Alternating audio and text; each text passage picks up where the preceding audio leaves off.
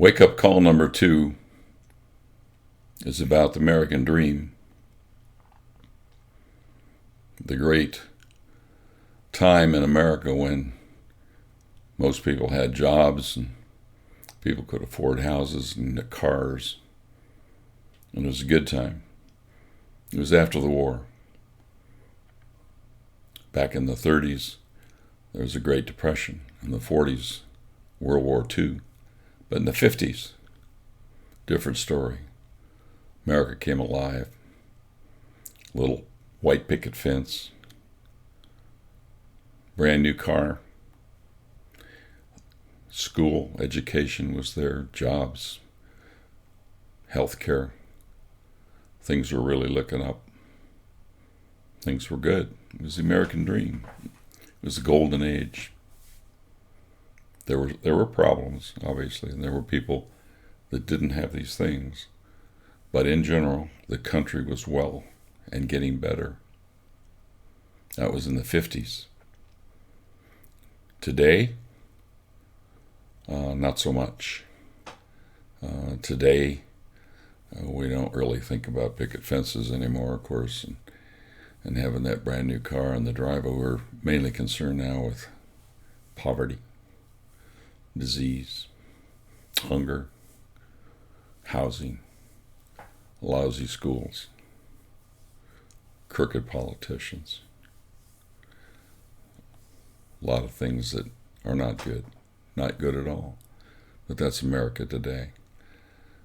A lot of people would say that it's not America dream today, but it's like American nightmare. And what this wake up number 2 is all about is to wake us up to what's going on here. Why are all those arrows up there green coming out of the American dream? Training was good, cost of living, living wages, crime rate, healthcare was great. Why are they all green? And yet coming down to America today, we have problems. We got red arrows. We got training and education. That's good. Cost of living is getting higher every day. Wages are stagnant and going down. And crime rates are going up a lot.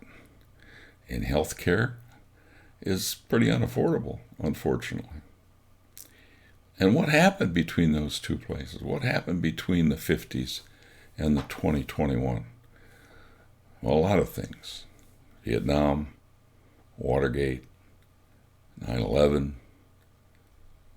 recession, ISIS, pandemic, and now we are liable to find out about UFOs. We'll talk about that in a minute. But that could be an earth-shattering event. So we've been so busy about the little orange box in the middle, we haven't been concerned with the red arrows.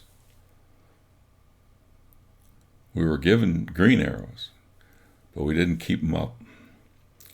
We elected people because they were pretty or because they're a certain type of people. And we liked them the way they talked or whatever, but they didn't say they were going to fix these red arrows, did they? No. Nobody ever said that. Whose fault is that, by the way? I don't know if it's theirs or ours. Vietnam created an anti-war culture, divided our country right down the middle. LSD became popular, as well as other drugs. Protest, vandalism. Not good. Not good. We had to deal with that throughout some of the 60s, most of the 60s, and even into the 70s. Bad time. Then we had a president that looked at us through the television and said, I didn't lie. Well, he did. He lied. And that really destroyed our trust in government and people we looked up to, people we thought were honest people. No longer honest. Mistrusting government. That hurts. How can we fix the red arrows when we don't even trust our government? Then the Twin Towers went up in smoke. My goodness. And terrorists What did we do? We passed the Patriot Act. It's bad for terrorists and it's bad for us, actually, because we lost a lot of freedoms. We lost our privacy. They can listen in. They can watch us. They can do many things with our information that we don't know what they're doing. It's not good because it builds a distrust again against between us and the government. But we had to do it for terrorism purposes. Then the recession, 2007. My goodness. Stock market crashed. Banks go down. Big banks all over the world. Everything crashed. Businesses crashed. Industries went down. The auto industry smashed in half. Actually, types of cars were eliminated.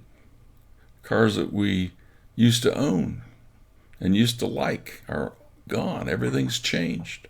Half the Chevy dealers in the United States were told to close their doors. Bad time. Bad time. Just about the time we start pulling ourselves out of that, we have some more terrorists and we have some more problems in the Middle East. We got a thing called ISIS that's building a caliphate. And caliphate is an Islamic nation. They're trying to claim part of Syria and part of Iraq, and it's growing on a daily basis. They go into a town and destroy the town and declaim it. Even Libya. They're all over the place. Big problem. So we sent the guys in, our guys. They paid the price. They had to go into towns that were not easy to go into. And they got hurt, and they got killed, and they got maimed. We got rid of them. So now let's get back to the red arrows. All right, red arrows. Wow. Training, education. The cost of colleges and university are astronomical. It results in student loans that burden our young people and will burden them for years to come until they pay off those thousands of dollars of debt. The public schools, bad. Some of it's from the teachers union. They won't allow us to fix and refurbish those schools. They don't want private schools. They don't want charter schools that would help our students. So who's paying the price? Our students. Lack of industrial arts and training in computers and robotics and drones and all the many things that are going to consume our culture and our nation and our commerce for many years to come. We should be training our kids in those areas. Not just some kids, not just the elite kids, but everybody that wants to get trained in those areas. And you should make it fun and make it challenging. We need to do that. That's a red arrow. We need to, somebody stands up, they want to run something, let's ask them, what are you going to do about these things? What are you going to do about the cost of colleges? What are you going to do about student loans? What are you going to do about the rest? The cost of living. A little chart on the left simply shows the United States is up to the top there. These are all the nations in the world and their cost of living. And we're almost up to the top. India is way down at the bottom. And then over the graphs on the right simply show that, again, the cost of living is going up and the result of our wages and our earning capabilities are not going up. And it's creating a problem. We have excessive debt, over 20 trillion and climbing every day by the government. And taxes has by definition have to go up. Otherwise, we can't meet our debt. We can barely meet our interest payments on our debt right now. People say that we're not into inflation yet. I beg to differ. We are in inflation. Just because you go buy a box of Wheaties and it's the same size box, what you don't realize that the stuff in the box is about half what it used to be. And the cost of the box is more. What's that called, folks? That's inflation. And it's all around us in everything we do and say. It's hiding underneath the surface, but it's there. And it's going to get worse, very worse. Downsizing the contents of the produce that we purchase. And the explosion that there is in the cost of cars and the cost of houses. Barely affordable. We almost have to go into negotiation for long-term financing for just about anything we buy. just about even entertainment, electronics sometimes gets into the place where you just can't afford it unless you finance it. And pretty soon you have everything financed, and pretty soon you don't have enough money to pay for all the charges and loans. Living wages. It's stagnant, and it's not getting better. The forced $15 an hour does not help, because small businesses have to lay others off to pay for the $15 minimum wage. Things are below the line there. You can see on the right. In the bottom left is simply a formula that shows how to compute living wages. The bottom line is all of these graphs say the same thing, that things are not going in the way they need to be going. If you have cost of living going up and living wages either stagnant or going down, that's not a good thing. Not a good thing. In the graph on the lower right, the orange is food, and the yellow is food, and the orange is housing. Those are the top two. That's number one and number two. Without food and housing, you can't have a family. You can't keep your family together and keep them fed. My goodness. And that comes back to living wages. In automation, what's happening in automation? They're replacing people with computers, and rightly so. I mean, that's the sign of the times. But it's not good for wages. It's not good for humans. It might be good for computers, but not good for humans. And so it requires multiple people in a household to have a job just to maintain the household. And the bad part is that there is no relief in sight. There's nothing out there on the horizon that would suggest that those living wages are going to start getting higher and higher. It just doesn't work that way. We have to have somebody working on that red arrow. And crime, look at the graph on the left, upper left. The darker blues are states that have many prisoners per capita. Look at Texas and Oklahoma and those states right in there in the South. Those are dark blues. That means they have a lot of prisoners in their prisons. But their crime rate's not that high. Crime rate's good. Look at California. Very light. Not too many people in prison per capita. How's their crime rate? Not so good. Look at the state of Washington. Look at the state of New York. Not too many prisoners per capita in prison compared to the population in the state. And yet crime rate is going through the roof. Illinois. You would think Illinois and California would be black with prisoners. They're not. That tells you something. Things get better, and things, sometimes they look like they're going to be getting better, but in this case, the curve just keeps going and going and going. The graph on the upper right is simply showing as a test case in India that the cities with most population have the most crime rates. We knew that, that's kind of a no-brainer, but this documents it, that the smaller the city, the less the crime rate. And the graph on the right, lower right, simply shows that during 2008 and 2009 there was some relief in the crime rate, but that was a point in time when we were crawling out of the recession and things were starting to get better, so crime went down a little bit. So that was a good thing, but it didn't last. And at the same time, we have people that are defunding the police and cutting police capabilities and firing police and indicting police and if not that, just bad-mouthing police, not supporting police. This is not a good situation for crime, because crime rate will skyrocket when we do those kinds of things. Drive-bys and gang bangers shooting people on the streets in Chicago, for example. Dozens every day. Kids, innocent people, ladies going to the grocery store. It shouldn't happen. But it is. The mayor of Chicago just doesn't like policemen. Well, guess what? We have a problem, don't we? And carjacking and drug-related robberies, of course, are increasing, as drugs are throughout our nation. Healthcare, we used to have a mandate on Obamacare, and it used to pay for itself, but the mandate has been removed, as you well know.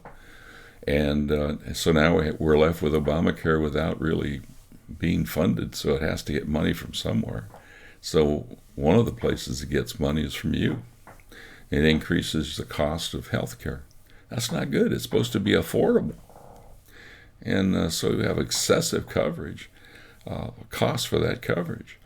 And businesses are being pressured into getting rid of their private health care in lieu of some national universal health care. And that's not good either, because many, many people depend on the health care provided by the place of business that they work. So what are we going to do about this thing? What are we going to do about all this garbage, all these red arrows? It's a very depressing situation. What are you going to do about it? What are we going to do about it? Well, I tell you what. The bottom line is that there is no person around, I don't care who you name or group that you want to talk about, that has the capacity, authority, or the knowledge to correct the problem. All the voting you can do, the donations to campaigns, and or your personal involvement in PTA and city council, whatever, could not repair or redirect the downward trajectory of America today. So what are we going to do? We're going to pray for America. That's what we're going to do. We're going to ask God to bless us, for one thing. Now, for you people out there that say, hey, well, I don't really believe in God, so what am I going to do? Well, let me just ask you this one question. Please stay with me here. You're out in the middle of a inner city somewhere, and a wall falls down on you, and it traps you. And you are hopelessly trapped. And you're a little claustrophobic, too. You don't like to be under bricks and not being able to breathe too well. And you're hurt. Your legs are been damaged, and you're pinned, and there's nobody around. There's no way to get out. You're pinned. You're trapped. What are you going to do? What are you going to do? I know what you're going to do. You're going to do what everybody does in that situation. That you're going to ask God to bless you. You're going to ask God for help. So that's what we need to do here. We're trapped. Wake up. Let's start by praying for America. Let's start there. Now you say, well, what can God do? Well, God can do a lot of things. And God is in control, by the way. But he wants to hear from us. What do we want to do? We need to talk to God. We need to believe in him. We need to ask him for help. Keep in mind, in the 30s, our country was much the same. Everybody was jumping off buildings, thinking that the end had come. And by the 40s, we were fighting in World War II and building tanks and ships and guns and bullets and stuff. And by the 50s, it was the golden age, and our country was back together, doing well. Well, what happened? Well, some stuff happened. Well, guess what? There's going to be some stuff happening right around here now. What is it? Whether it be a natural disaster, I don't know. We'll see.